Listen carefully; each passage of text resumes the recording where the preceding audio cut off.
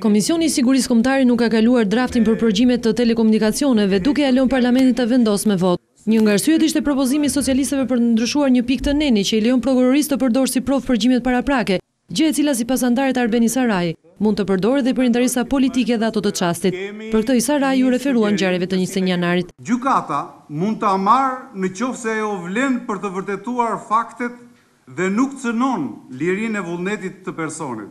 Që do të thotë, nëse unë kam marrë një të dhënë me përgjimje parandalus, kjo e dhënë kthehet në provë. Presupozohet që ta ulan Balla, pas ka folur në telefon me, nuk do t'ja përmend emrin, një ish oficer në Librazh, me pasërti është përgjuar ai personi, kush ka menduar ndonjëherë të përgjojë atë personin atje.